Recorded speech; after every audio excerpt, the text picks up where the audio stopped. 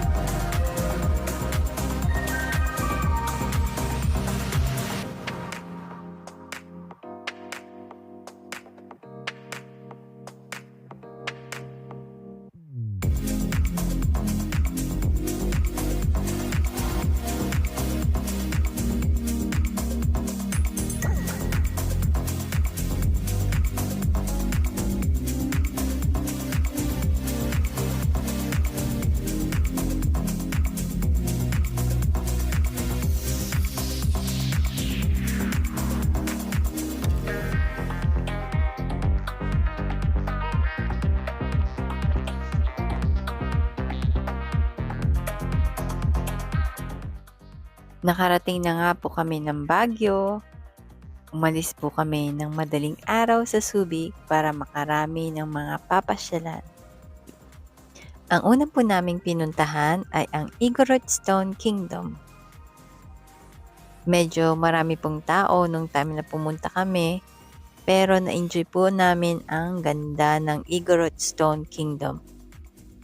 Ang Igorot Stone Kingdom po ay tourist spot sa Baguio na nagre-represent ng Igorot Kingdom noong unang panahon. Ito ay nagsisimbolize ng cultural heritage, values, and history ng mga Igorot. Ang Stone Kingdom po ay may architectural design na gawa sa malalaking bato at semento. Ito po ay tribute sa mga Igorot people dahil sa kanilang pagmamahal at pag-aalaga sa kalikasan, katulad po ng pagtatanim at pag-aalaga sa mga hayop.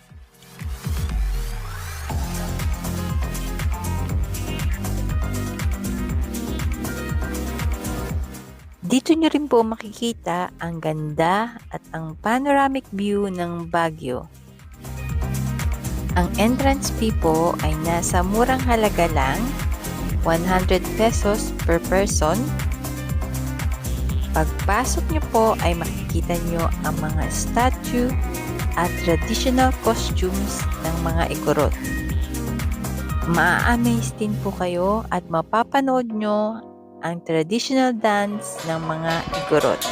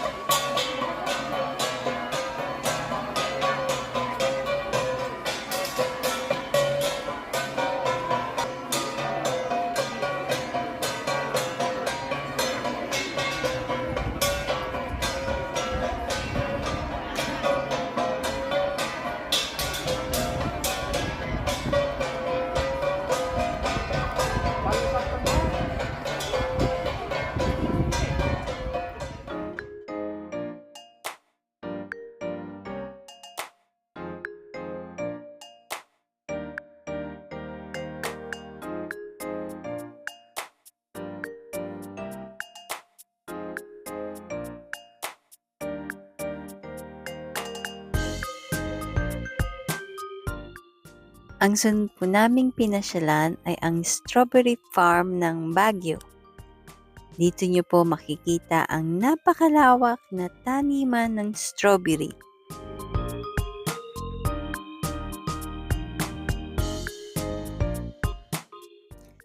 Libre po ang entrance ng time na namasyal kami sa farm. Nag-enjoy po kami sa iba't ibang ways po ng pagtatanim nila ng strawberry at ang mga matataba at magagandang tubo ng mga puno ng strawberry.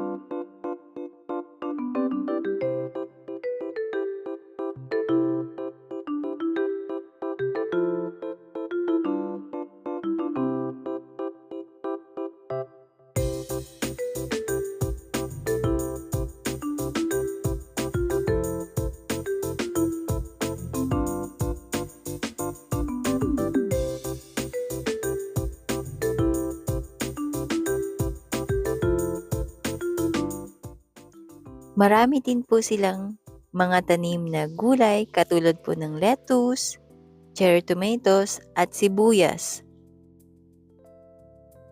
Nalibang po at nag-enjoy kami sa paglalakad sa strawberry farm.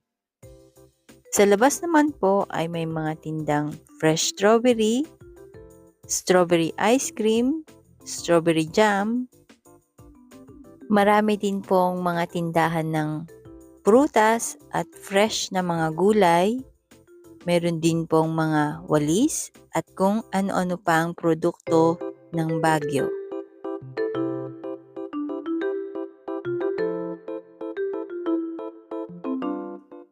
Ang sunod po naming pinuntahan ay ang Our Lady of Atonement Cathedral.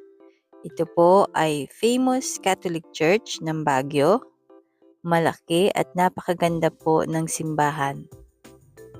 Itinayo po ito noong 1936 in dedication to Our Lady of Atonement.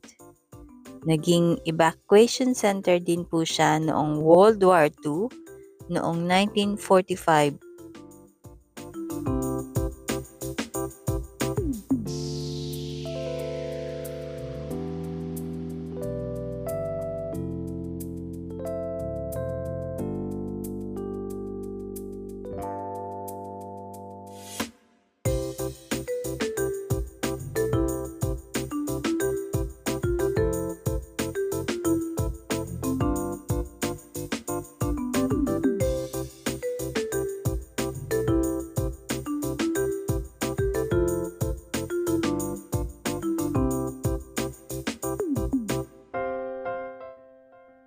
At syempre pa, umatid po muna kami ng misa bago po kami bumalik sa aming accommodation.